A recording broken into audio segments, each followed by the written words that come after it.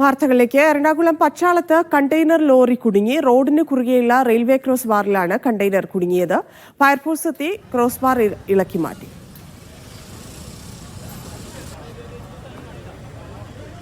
അഹമ്മദ് മുസ്തഫ ചേരുന്നു. മുസ്തഫ, എന്താണ് സംഭവിച്ചത്?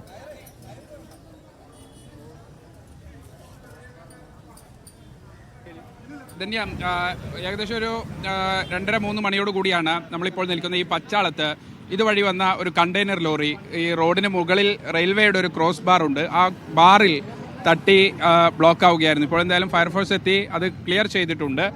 പക്ഷേ ഈ സമയത്ത് സാധാരണഗതിയിൽ ഇങ്ങനെ ഈ വഴി കണ്ടെയ്നർ ലോറികൾക്ക് പകൽ പ്രവേശനമില്ല.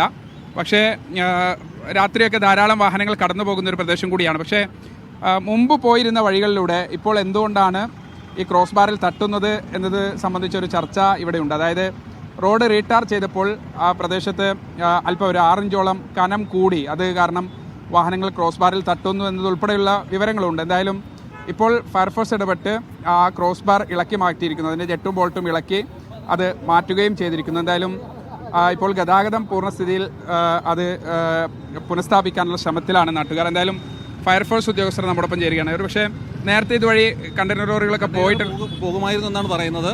ഇപ്പോൾ അതെന്തോ ആ ഹൈറ്റ് ബാരിയർ വന്ന് ഈ കണ്ടെയ്നർ തടയുകയും അത് സ്ട്രക്കാകുകയും ചെയ്തു. തുടർന്ന് നമ്മൾ ഫയർ ആൻഡ് റെസ്ക്യൂ സർവീസ് വളരെ സാഹസപ്പെട്ടാണ് അതിൽ നിന്നും അത് ഒഴിവാക്കി വണ്ടി റിലീസ് ചെയ്തു. ഈ ക്രോസ് ബാർ ഇതിൽ തട്ടി നിൽക്കുകയാണ്. ക്രോസ് ബാർ തട്ടി വളരെ അപകടകരമായ അവസ്ഥയിലായിരുന്നു. അവിടെ ശരിക്കും റഷായിട്ടുള്ള റോഡായിരുന്നു. പക്ഷേ യാതൊരു അപകടം ഉണ്ടായില്ല. തട്ടി അവിടെ നിൽക്കുകയായിരുന്നു. എന്താ സംഭവിച്ചത്? ഡ്രൈവർക്ക് കാര്യമായി ഹൈറ്റ് അസസ് ചെയ്യുന്നതിനുള്ള ബുദ്ധിമുട്ടായിരുന്നു. ലോഡ് ഇറക്കിയിട്ട് വരുന്ന വഴിയായിരുന്നു. ഹൈറ്റ് അസസ് ചെയ്യുന്നുള്ള ബുദ്ധിമുട്ടായിരുന്നു. ഇപ്പം ക്ലിയർ ആയി അല്ലേ? ക്ലിയർ ആയി. ഇനി അത് താഴെ ഇറക്കണം. അത് ഇളക്കി മാറ്റി റെയിൽവേയുടെ ക്രോസ് ബാറാണ്. റെയിൽവേയുടെ ക്രോസ് ബാറാണെന്നാണ് പറയുന്നത്.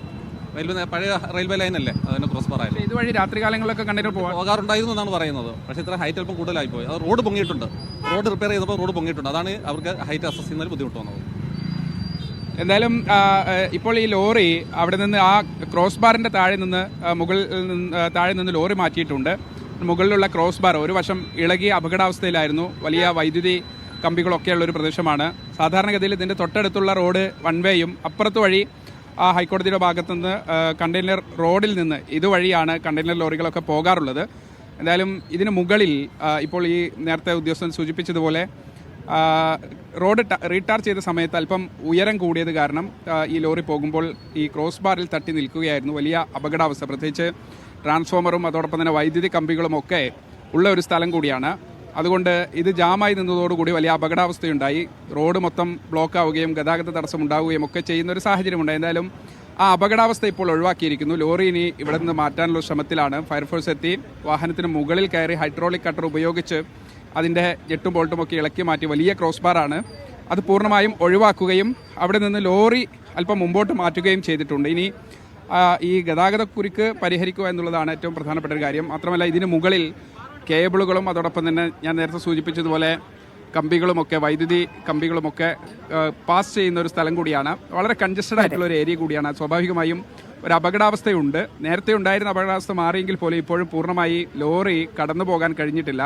2 വശത്തും വാഹനങ്ങൾ, പ്രത്യേകിച്ച് പച്ചാളം ഏരിയ തന്നെ കുറെ കൂടി ഈ ടൗണിനോട് ചേർന്ന് ഇതിൻ്റെ മറ്റു പ്രദേശങ്ങളിലേക്ക് കടന്നു പോകുന്ന പ്രധാനപ്പെട്ട ഒരു വഴി കൂടിയാണ്. ബസ് സർവീസുകളൊക്കെ വഴി തിരിച്ചു വിട്ടിട്ടുണ്ട്. ധാരാളം വാഹനങ്ങൾ ഈ വഴി കടന്നു പോകുന്നൊരു പ്രദേശം കൂടിയാണ്, പ്രത്യേകിച്ച് ഓഫീസ് സമയം കൂടി ആയതിനാൽ. എന്തായാലും ഇപ്പോൾ അപകടാവസ്ഥ മാറിയിട്ടുണ്ട്. എന്തായാലും ലോറി മാറ്റാനുള്ള ഒരു ശ്രമത്തിലാണ് ധന്യ. ശരി മുസ്തഫ.